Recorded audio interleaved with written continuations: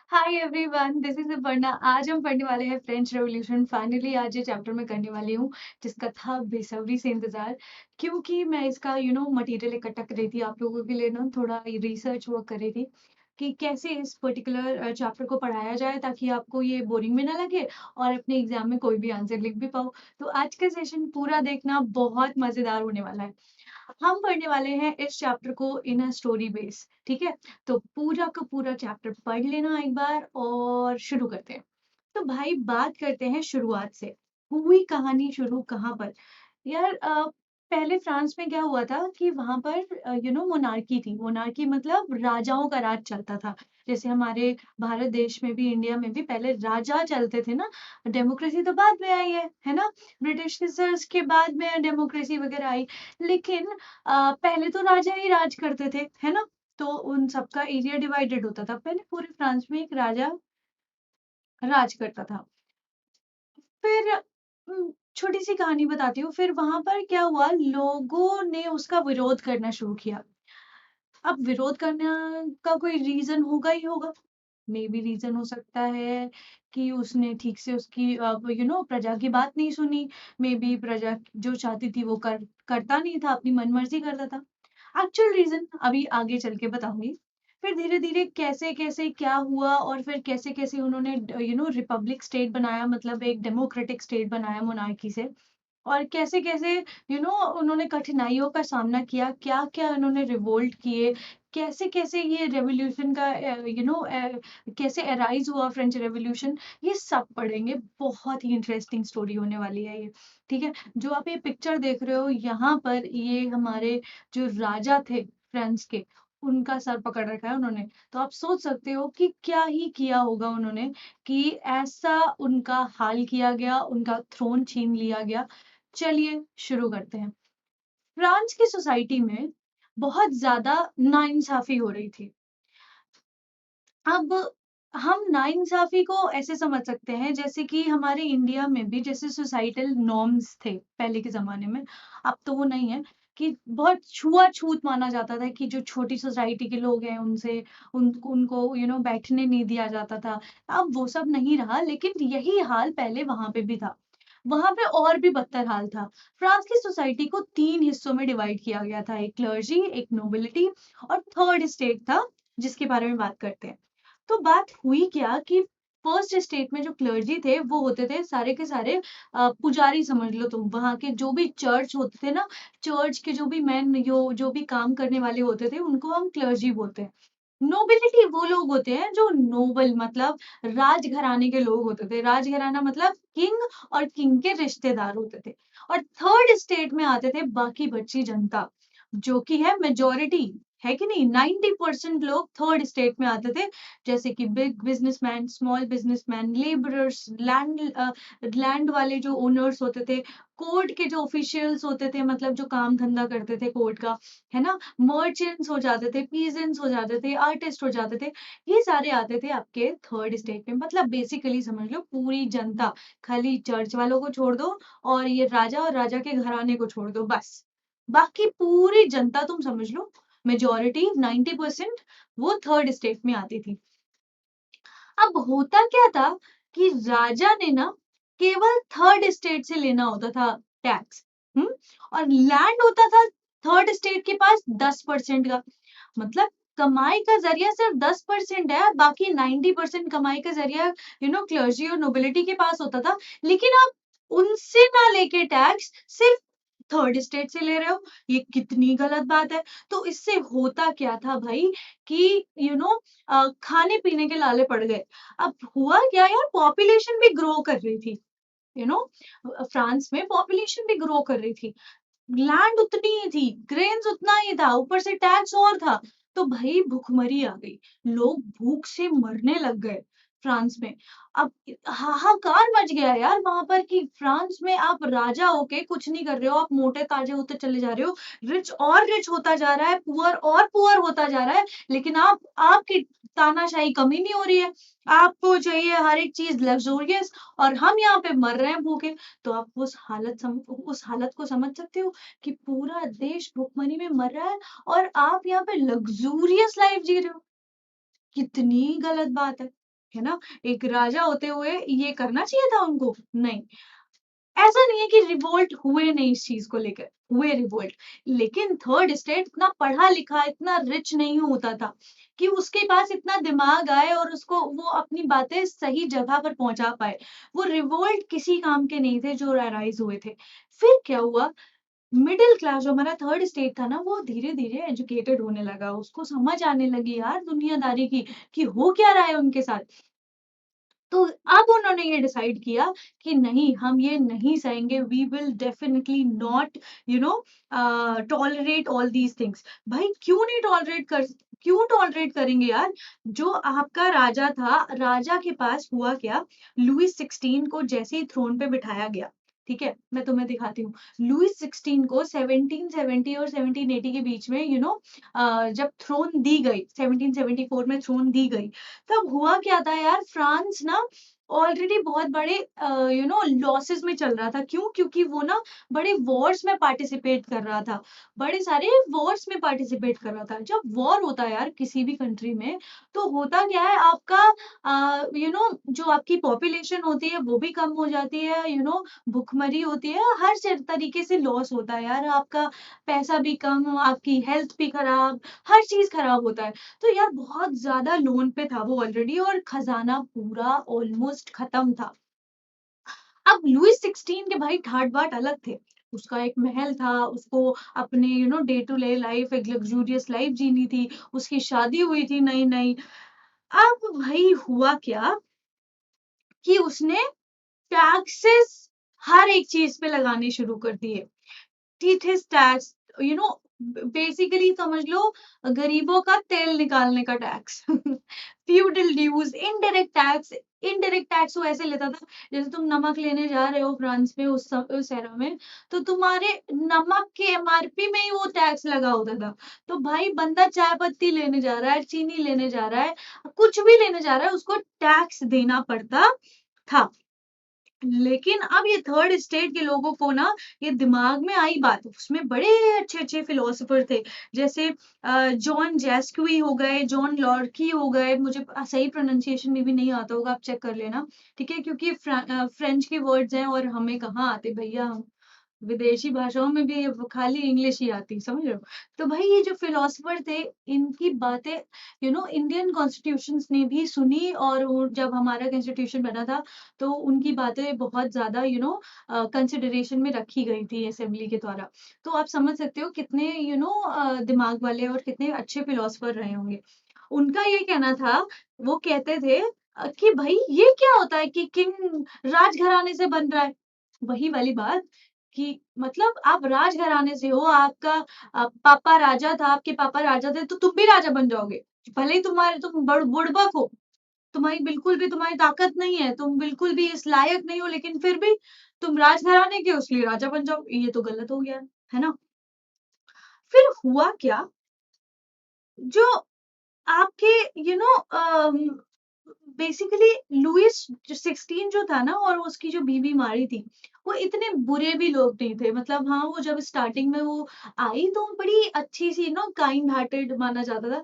इसके बारे में बड़ी अफवाहें हैं, वर्सी हो जाएगी अगर ज्यादा बोलेंगे तो। बेसिकली बात क्या है ना कि कई जगह पर कुछ कुछ बुरी चीजें, आप वही है ना, पास्ट जो भी लिखता है अलग-अलग लिखता है। तो ये भी माना जाता था कि मारी काइंड हार्टेड है और उसने ना वहाँ पे आस-पास की जो कॉलोनीज़ थी जिनको ब्रिटिशर्स ने इन्वेड कर रखा था, उनको फ्रीडम दिलाई थी। अब भाई फ्रीडम दिलाने में भैया लड़ाई झगड़ा होता है, वॉर होता है, तो भाई खजाना और खत्म होता जा रहा था। अब पहले क्या था, 3 बिलियन लीवरेज का लोन चढ़ा हुआ था, अब वो 3 बिलियन हो गया और लोन बढ़ता जा रहा था। भाई तुम्हारा इंटरेस्ट रेट बढ़ता जा रहा है, लग्ज़ूरियस लाइफ तुम्हारी है, पैलेस को तुम्हें मेंटेन करवाना है, तुम्हें ऑफिसर्स को सैलरी देनी है, तुम्हें स्कूल्स चलाने हैं, तुम्हें हर एक चीज़ देखनी है, तुम्हारे आर्मी की मेंटेनेंस करनी है। भैया पैसा कहाँ है? समझ रहे हो? तो अब किंग बड़ी परेशान, लुईस 16 एकदम पसीना-पसीना। अब लुईस 16 ने कहा भैया ऐसे तो काम नहीं चलेगा। ना, ना, ना, ना, अब हम बढ़ाएँगे टैक्स। लेकिन होता क्या था ना, परंपरा के अनुसार किंग अपने मन से टैक्स नहीं बढ़ा सकता था। समझ रहे हो? बढ़ा नहीं सकता था। तो उसने क्या किया, स्टेट जनरल की मीटिंग बुलाई। स्टेट जनरल की मीटिंग हर सोसाइटी की, मतलब तीनों society, first state, second state, third state, तीनों स्टेट से लोगों को बुलाना पड़ता था और उनकी सहमति से आप टैक्स को बढ़ा सकते थे। तो फर्स्ट स्टेट से भी 300 लोग आए, सेकंड स्टेट से भी 300 लोग आए उस असेंबली में, और थर्ड स्टेट के रिप्रेजेंटेटिव्स ने 600 लोगों को भेजा, 600 लोगों को भेजा। लेकिन हुआ क्या कि वहां पर फार्मर्स और पीजेंट्स को जाने की अनुमति नहीं दी गई। तुम समझ रहे हो कितना बुरा व्यवहार करते थे कि तुम नहीं जा सकते, तुम गरीब हो। फिर उन लोगों ने 6000 लेटर्स भेजे उसके अंदर, असेंबली के अंदर। लेकिन वो किंग का, तो किंग अपनी मर्जी का मालिक, तानाशाह, उसने कहा ये सब बेकार है, हर स्टेट के बंदे के पास सिर्फ एक वीटो होगा, वन स्टेट वन पार। समझ रहे हो, बेसिकली हर एक चीज वो चाहता था उसकी मर्जी से चले और उस पर कोई उंगली भी ना उठा सके। तो भैया उसने कहा कि हर स्टेट का कितना भी रिप्रेजेंटेटिव आया हो, पूरी स्टेट एक सर्वसम्मति से बता दो यस और नो। थर्ड स्टेट के लोगों ने कहा क्या मजाक लगा रखा है तुमने, है हमें पागल समझ रखा है तुमने, है तुमने हमें पागल समझ रखा है। अब तुम दोनों तो मिली भगत हो, हैं तुम दोनों की तो मिली भगत है, क्लर्जी और नोबिलिटी की। हम थर्ड स्टेट वाले क्या करें, हमारी तो पॉपुलेशन ज्यादा है, हमारी सुनो। उसने कहा नहीं, किंग नहीं माना, है ही तानाशाह। भाई थर्ड स्टेट वालों को आ गया गुस्सा, वो भाग गए वहां से एकदम गुस्से में, लाल लाल होके, वोट वोट गए बाहर में, वो एकदम गुस्से से बाहर चले गए वो असेंबली से। फिर उन्होंने एक tennis court, indoor tennis court में मीटिंग करी 20 जून 1789 को, ठीक है। और उन्होंने कहा भैया अब हम नहीं सहेंगे, हम तब तक इकट्ठे यहीं रहेंगे जब तक किंग की पावर कम ना हो जाए। हम एक नया कॉन्स्टिट्यूशन बनाएंगे जिसमें फर्स्ट स्टेट के लोगों को भी टैक्स देना पड़ेगा, और फर्स्ट स्टेट के लोगों को हम टैक्स नहीं देंगे। हम उनको क्यों दे टैक्स, सही बात है, हम जब किंग को दे रहे हैं टैक्स तो हम उनको क्यों दे टैक्स, चर्च के लोगों को हम टैक्स क्यों दे, सही बात है। फिर उन्होंने कहा जो लैंड चर्च के लोगों ने, अपनी चर्च की लैंड, उनके पास ऑलरेडी 90% लैंड थी, लेकिन जो बची कुची लैंड थी उसमें भी कब्जा जमाए बैठे होते थे। तो उन्होंने कहा कि भैया इनसे अब ये सब लैंड ले लो, ये इनकी इनकी इनकी नहीं है, हमारी है। और फिर उन्होंने कहा कि किंग की पावर को हम 3 हिस्सों में डिवाइड करेंगे। किंग ने कहा हम तुम्हारी बात क्यों माने, हम तुम्हें नेशनल असेंबली मानते ही नहीं है, हमारा ही राज चलेगा, मेरी मोनार्की है, मेरा स्टेट है, मैं तुम्हारी क्यों मानूं। भैया इसी बात को लेकर अब गुस्सा पैदा होने लग गया। अब ऑलरेडी भूखमरी हो रही थी कि भैया वुमेन्स परेशान हो रही थी, उनको अपने घर बार चलाना होता था, उनकी पॉपुलेशन बढ़ती जा रही थी, बच्चे बच्चे थे भाई, उनको भूखा थोड़ी मारने दे सकते थे। तो उन्होंने, भाई पैसा तो है ही नहीं, अब महंगाई और बढ़ती चली जा रही थी, ब्रेड खरीदने के पैसे, जैसे हमारा दाल चावल होता है ना, वैसे उनका ब्रेड होता है रोज के खाने में, ब्रेड खरीदने के भी भाई पैसे नहीं थे। तो क्या करे बेचारी, अब भाई चोरी वोरी करने लग गए, शॉपकीपर से छीना झपट्टी करने लग गए, और शॉपकीपर से ऐसे ही लेने लग गए। तो भाई किंग को आया गुस्सा, ये क्या हो रहा है, मतलब मजाक चल रहा है क्या, मेरा राज है यहाँ और तुम कुछ भी करोगे क्या, तुम मर रहे हो तो मरो, लेकिन ये सब नहीं चलेगा कि तुम टैक्स ना दो और ऐसे ही खरीद लो। अब ये बात ना आग की तरह फैल गई, वहां पर कुछ कुछ अफवाह फैलने लग गई कि भाई किंग जो है ना हमें मारना चाहता है, हमें मारना चाहता है। और ये ना कुछ लोगों को बुलाया उसने बाहर से कि हम सबको, थर्ड स्टेट वालों को मरवाएगा। अब ये बात आग की तरह फैलती ही जा रही थी। तभी किंग ने ना अपने कुछ सोल्जर्स को वहां भेजा, बोला जाओ तुम अंदर जाओ, घुसो और उनको दिखा दो कि किंग की क्या पावर होती है। तभी उसके पहले कि वो कुछ करते उनके सोल्जर्स, उन्होंने जाके बेस्टाइल में यू नो हमला, उनके पैलेस में बेसिकली जाके हमला बोल दिया। तभी यार उसको रियलाइज हुआ किंग लुइस को कि यार ये तो बड़े तेज है, ये ऐसे तो नहीं मानने वाले। अब हम लोगों को यार कुछ और करना पड़ेगा, हम लोगों को कुछ और प्लानिंग करनी पड़ेगी। उसने कहा चल ठीक है, हम तुम्हें मान लेते हैं, नेशनल असेंबली को हम तुम्हें ना एक ऑफिशियल मान लेते हैं कि तुम्हें, हाँ भैया राइट है, तुम चलो बनाओ जो तुम्हें बनाना है। फिर किंग लुइस को फोर्सफुली, एब्सोल्युटली उसने कहा कि हाँ हाँ मैं मान रहा हूँ, काइंड हार्टेडली उसने कहा कि मैं मान रहा हूँ, लेकिन भाई दिल से तो उसने नहीं ना एक्सेप्ट किया था, उसकी तो भाई पावर जा रही थी। अब जब पावर छीनने लगती है तो आदमी बौरा जाता है, पागल हो जाता है। लेकिन उसके बारे में भी बताएँगे, कैसे बौरा गया था वो, कैसे अपने लोगों के बारे में गलत-गलत करने लग गया था। तो भाई क्या हुआ कि किंग की पावर को 3 हिस्सों में डिवाइड कर दिया according to the new constitution by national assembly. एक था लेजिस्लेचर जो नेशनल असेंबली में के जो लोग होते थे, इलेक्टेड लोग होते थे, वोट करके आते थे, उनके द्वारा ही लॉ बनाए जाएँगे। फिर जुडिशरी इस चीज़ को चेक करेगी। दूसरा काइंड है पावर का ऑफ किंग की पावर को 3 हिस्सों में डिवाइड कर दिया गया।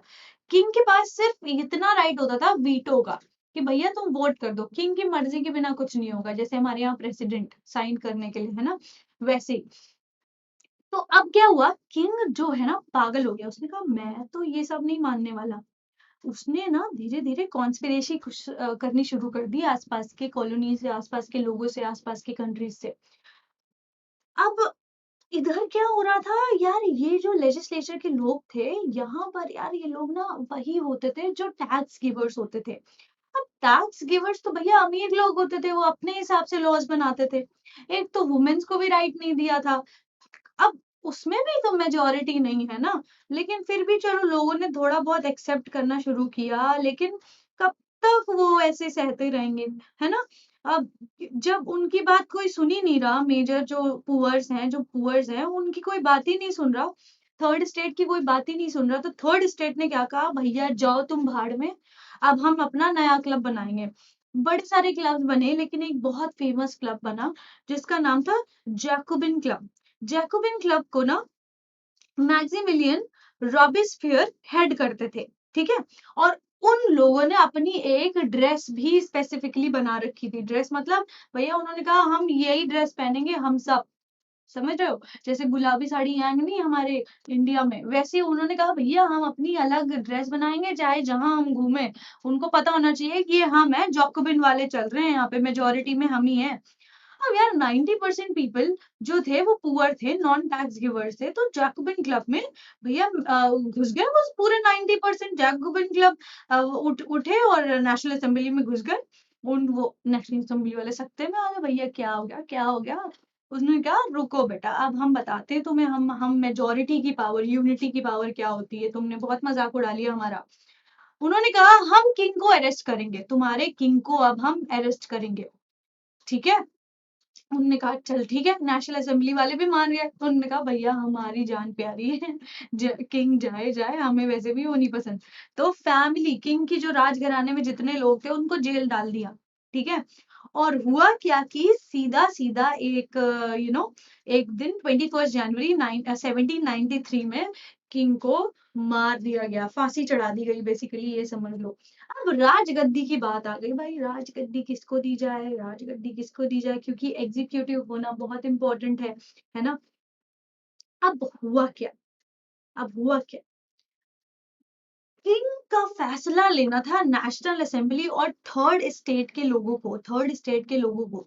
सिंस थर्ड स्टेट के लोग मेजॉरिटी में थे और थर्ड स्टेट का मेजॉरिटी ऑफ द फैक्टर जिसकी वजह से किंग को मारा गया और रिपब्लिक स्टेट बन गया था फ्रांस, मोनार्की अब एबॉलिश हो चुकी थी।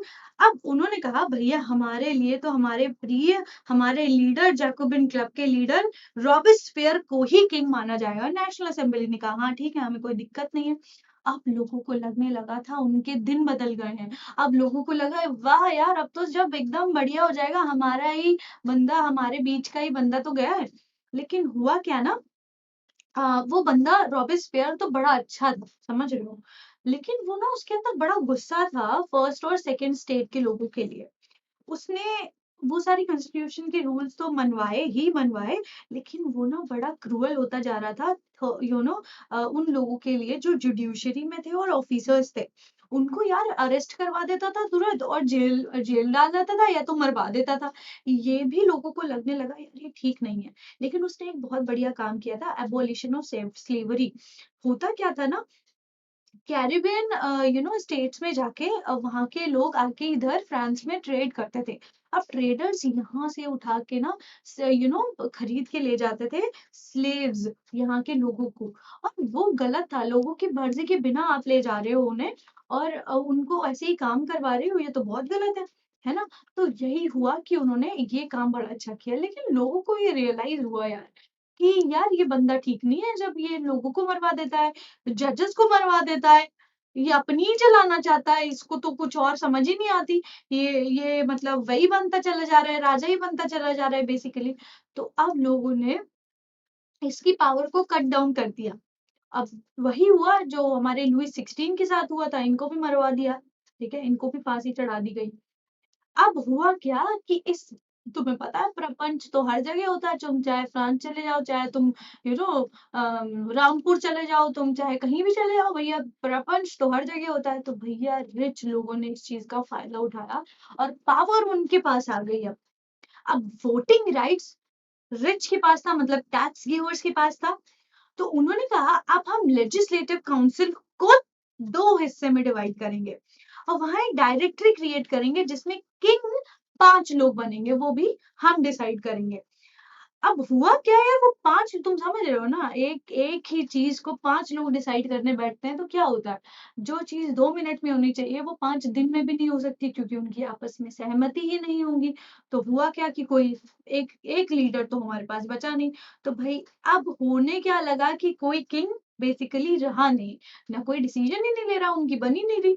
इसी चीज का फायदा नेपोलियंस ने उठाया और आ गए थ्रोन में। अब आ गए, लेकिन हुआ क्या कि अब लोग बहुत परेशान हो गए। एकदम तुम समझ सकते हो उनकी हालत, कितना कुछ उन्होंने देखा।